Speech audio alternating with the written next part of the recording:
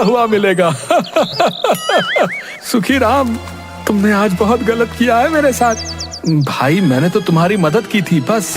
अरे सुनो भाई। शाम के वक्त चाय की टपरी पर कुछ लोगों के साथ मुखिया भी गप्पे लड़ा रहा होता है। तभी वहाँ दुखीराम आता है। आओ भाई दुखीराम, कैसे हो? अरे रमेश, अरे दुखीराम के लिए चाय का गिलास लाओ भाई। धन्यवाद मुखिया जी, धन्यवाद। लो भाई गर्मा गर्म चाय पियो।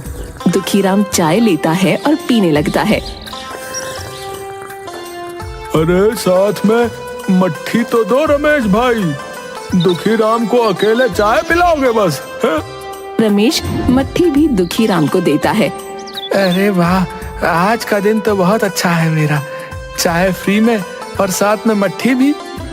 अच्छा भाई रमेश, चलते हैं? चाय के पैसे का तो तुझे समझा दिया है। जी मुखिया जी ठीक है। रुकिए मुखिया जी, मैं भी चलता हूँ। मुझे काम से पठानकोट के लिए बस पकड़नी है, वो मेरी बुआ हॉस्पिटल में है वहाँ। और कलुआ मुखिया जी के साथ वहाँ से खिसक लेता है। अरे रमेश भाई, क्या मस्त चाय बनाई है आपने। मजा आ गया। अच्छा रमेश भाई, चलता हूँ है, जरा मुझे काम से जाना है। हाँ भाई, काम से सबको ही जाना है। तुम्हारा टोटल 90 रुपए हो गया, 3 चाय और 3 मट्ठी। हैं? क्या बोल रहे हो रमेश भाई? मुझे तो चाय मुखिया जी ने पिलाई है ना। खाक मुखिया जी ने पिलाई है। उन्होंने कहा था कि आज की चाय मट्ठी दुखीराम की तरफ से है, और जब वो गए तब बता कर गए कि चाय का हिसाब मैं तुमसे कर लूं। अरे ये बुढ़ाऊ मेरा उल्लू बना गया, किसी दिन इसे नदी में धकेल दूंगा, बता रहा हूँ। और न चाहते हुए भी सारे पैसे देकर बड़बड़ाता हुआ रावी नदी के किनारे एक पहाड़ की चोटी पर आकर बैठकर अपनी जिंदगी को कोसने लगा। क्या बेकार जिंदगी है इंसान की, बस दुख तकलीफें हैं, और मेरी जिंदगी तो परेशानियों से भरी है। धिक्कार है मुझे इस जिंदगी पर। तब दुखीराम सामने खुले आसमान में उड़ते हुए एक बाज को देखता है, और देखते ही देखते वो बाज आसमान से नीचे जमीन पर डुबकी लगाते हुए अपने पंजों में एक सांप को दबोच लेता है, और दुखीराम के बिल्कुल सामने एक सूखे हुए पेड़ पर बैठकर उसे खाने लगता है। अरे वाह, क्या शाही जिंदगी है इस बाज की। देखते ही देखते बाज अपने शिकार को खा लेता है और वहाँ से फिर आसमान की ऊंचाइयों पर उड़ जाता है। मजा आ गया देखकर भाई, सच में राजाओं की जिंदगी जीता है ये बाज। काश मैं इंसान ना होकर बाज होता। हे भगवान, मुझे नहीं रहना इस इंसानी वेश में, मुझे इस बाज की तरह आसमान में उड़ना है। ना कोई फिक्र है, ना कोई टेंशन, बस आजादी से उड़ो और जब मन आए शिकार करो। मजे की जिंदगी चाहिए मुझे।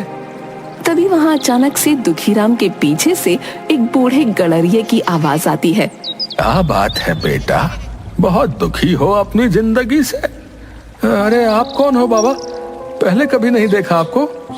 मेरी बात छोड़ो बेटा, लेकिन इस अनमोल जिंदगी को क्यों कोस रहे हो? मानव जन्म तो करोड़ों जन्मों के बाद मिलता है, तुम क्यों परेशान हो? अरे बाबा, वैसे ही जिंदगी में कम दुख है जो तुम और अपने प्रवचनों को सुनाने आ गए। जाओ जाओ, अपनी भेड़ बकरियां चराओ। कई बार सच्चे दिल से कही बात सच हो जाती है, तो हमें हमेशा जो भी कहना चाहिए बहुत सोच समझ कर कहना चाहिए। अगर सच्चे दिल से कही बात सच होती ना, तो मैं अभी बाज बनकर नीले गगन में उड़ जाता। सोच लो बेटा। चाचा, आप बोल तो ऐसे रहे हो जैसे अभी आप तथास्तु बोलोगे और मैं बाज बन जाऊंगा। तथास्तु। और देखते ही देखते दुखीराम बाज में बदल जाता है और नीले आसमान में उड़ जाता है। अरे वाह, अरे ये चाचा तो सच में भगवान का रूप निकले। अरे मैं तो बाज बन गया। अरे अरे मुझे अब कोई फिक्र नहीं है। अरे अरे वाह, अरे वाह, मैं बाज बन गया। अरे वाह, मजा आ गया। अब जब चाहे खाओ, जब मर्जी मौज उड़ाओ। है पंछी बनूं, उड़ता फिरूं मस्त गगन में। आज मैं आजाद हूँ दुनिया के चमन में। उसके बाद दुखीराम पूरे दिन मस्ती से आसमान में उड़ता रहता है। शाम के वक्त जब दुखीराम थक गया तो रहने के लिए एक जगह ढूंढने लगा। काफी थकावट हो गई आज, ना भूख भी लगने लगी है। अरे वाह, क्या बात है, मुर्गियाँ, वो भी सुखी भैया की मुर्गियाँ।